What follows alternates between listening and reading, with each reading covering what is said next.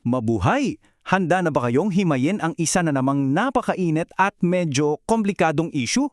Ngayon, pag-uusapan natin itong isang napaka-kontrobersyal na artikulo na nagde-deconstruct sa isang malaking iskandalo sa politika. Isang bagay na tinawag mismo ng may akda na palyadong blueprint ng sabotahe. Malinawin lang natin na wala tayong kinakampihan dito. Nandito tayo para intindihin at suriin kung paano inilatag ng source natin ang mga detalye based sa mga inilabas na dokumento at pahayag. Kaya tara na, umpisahan na natin ang paghihimay sa tinatawag nilang piksyon ng 18 Marines. Para sa ating pagsusuri ngayon, heto ang 5 bahagi na dadaanan natin. Una, ang espektakulo. Ikalawa, ang pagtatagpo ng matematika at katotohanan. Ikatlo, anatomiya ng isang distraksyon. Ikaapat, ang mga karakter. At ang huli, ikalima, ang paggabuso sa tiwala ng publiko. Simulan natin agad sa unang bahagi, ang espektakulo. Kumbaga, isipin nyo yung eksenang ibinenta sa publiko, di ba? Parang pelikula. May mga maleta raw ng pera, may mga palihim na transaksyon sa madilim na lugar, tapos may 18 matatapang na ex-marines na handang ibunyag ang lahat. Napakaganda ng kwento. Sobrang benta sa mga mahilig sa intriga. Pero, ayon sa sinusuri nating artikulo, nung pumasok na ang NBI, well, doon na nagkaaberya. Napansin agad ng NBI na, teka, bakit hindi tugma yung mga timelines? Tapos, paiba-iba pa yung detalye mula sa mismong mga testigo. Kaya para sa source natin, hindi daw ito isang solidong testimonya, kundi parang isang mabilisang improvisasyon na lang na unti-unting bumigay sa bigat ng totoong investigasyon. Kaya naman, may isang napakabigat na linya mula sa artikulo na tumatak talaga. Sabi dito, ang kasinungalingan, kahit gaano pa kalakas isigaw, ay kailangang makapasa sa katotohanan. Iginigiit ng may akda na kahit gaano mo kabilis o kagarbo ipresent ang isang expose, hindi niyan pwedeng takasan ang totoong proseso ng verifikasyon.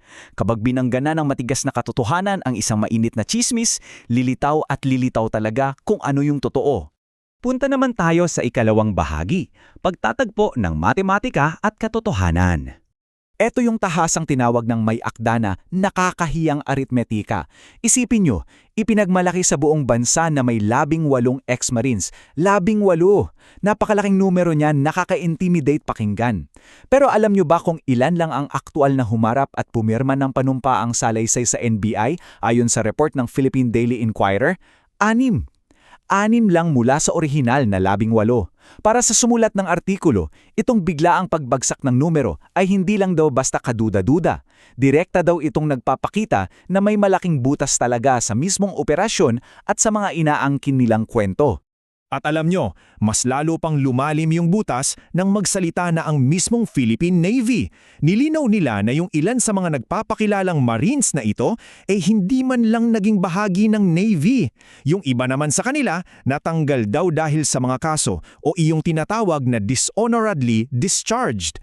Ayon sa source natin, dito na tuluyang nawasak ang ilusyon. Kumbaga, yung autoridad na ipinapakita nila sa mga kamera, inihalin tulad ng may akda sa isang hiniram na costume. Nakakakumbinsi lang siya kung sa malayo mo titingnan, pero kapag nilapitan mo at sinuring mabuti, halatang peke. Binubuod ng artikulo ang nangyaring ito sa pamamagitan ng napakalakas na linyang ito. Ang katotohanan ay hindi nawawalan ng 12 saksi sa pagitan ng press release at panumpaang salita. Boom! Napakasimple, di ba? Pero ang lalim ng ibig sabihin. Pinapaalala sa atin ng author ang malaking pagkakaiba ng isang planadong script na magandang pakinggan sa umpisa kumpara sa isang totoong testimonyang kayang panindigan sa ilalim ng panunumpa. Dito na tayo papasok sa ikatlong bahagi, ang anatomiya ng isang distraksyon. Ayon sa artikulo, itong buong kaganapang ito ay isang textbook example ng tinatawag na proyeksyong politikal o projection. Para mas madaling intindihin, isipin nyo ito bilang isang uri ng magic trick sa mundo ng politika. Ganito yan Kapag naiipit na ang isang kampo sa isang issue, sinasadya nilang gumawa ng mas malaking ingay. Literal na nagpapasabog sila sa kabilang direksyon para doon mabaling yung atensyon natin lahat. Imbes na harapin yung sarili nilang problema, gagawa sila ng panibagong sunog na mas pag-uusapan ng media. So, paano daw ito ginawa sa sitwasyong ito? Base sa teorya ng ating source, ganito ang naging playbook. Una, ang main goal daw ay protektahan si Vice President Sara Duterte mula sa matinding pagbubusisi ng bayan sa ibang mga issue. Kaya, bilang step 2, nagpasabog sila ng isang nakakaligaw na kwento. Ikatlo, tinarget nila sina Speaker Martin Romualdez at Pangulong Bongbong Marcos para sila yung magmukhang kontrabida sa bagong naratibong ito. At pang-apat, binaha nila ang usapan ng napakaraming ingay para tuluyang matabunan yung orihinal na problema. Ganyan daw umiikot ang makinarya sa likod ng esena ayon sa may akda. Ating silipin ang ikaapat na bahagi, ang mga karakter. Siyempre, hindi naman uusad ang isang pelikula kung walang mga aktor at direktor, tama? Sa artikulo, may mga partikular na papel na ibinigay sa mga kilalang personalidad para ipakitang planado ang kaganapang ito. Unang-una, nandyan si Mike Depensor bilang coordinator. Umamin pa nga raw itong tumulong sa grupo na para sa may akda ay patunay na hindi ito basta organikong reklamo lang ng mga ordinaryong tao. Si Toby Tiangco naman, siya daw ang amplifier o yung nagsilbing Trojan horse. Siya ang nagbigay ng boses para paulit-ulit na umikot at lumawak yung kwento sa publiko. At si Levi Baligod bilang legal framer na sinubukang umanong i-rebrand ang issue para magmukhang isang magiting na civic duty ang kanilang ginagawa sa halip na isang simpleng destabilisasyon. At dahil dyan, heto ang walang preno at napakadirektang konklusyon ng may akda sa inakusahang demolition job na ito. Sabi niya, isa daw itong minadali, palpak at burarang trabaho. Inakala siguro daw ng mga nagplano na ang bilis at ingay sa media ay sapat na para lusutan ang masusing pansisiyasat ng taong bayan. Akala nila basta maingay, panalo na. Pero malinaw na ipinakita ng mga datos na hindi mo pwedeng i-shortcut ang paggawa ng ganitong kalaking naratibo kung sasablay naman sa katotohanan. Dumako na tayo sa ating huling bahagi, pag-abuso sa tiwala ng publiko. Para sa may akda ng artikulo, lalagpas tayo dito sa simpleng away politika. Ipinapakita ng source natin na ang tunay na panganib dito ay ang pag-hijack sa tiwala nating mga Pilipino.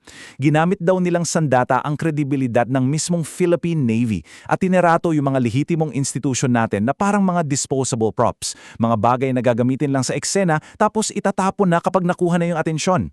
Ngayon, bakit mahalaga to para sa ating lahat?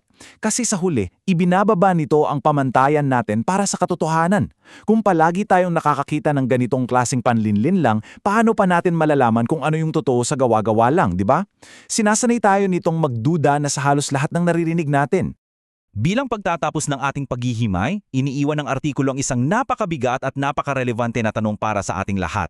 Kapag ginamit ang ating mga institusyon bilang mga disposable na props sa laro ng politika, gaano katagal bago tuluyang mawalan ng tiwala ang publiko sa mismong mga institusyong ito? Isang napakagandang punto para pag-isipan natin, lagi tayong maging mapanuri sa likod ng ingay at huwag tayong basta-basta magpapadala sa unang kwentong inihain sa atin.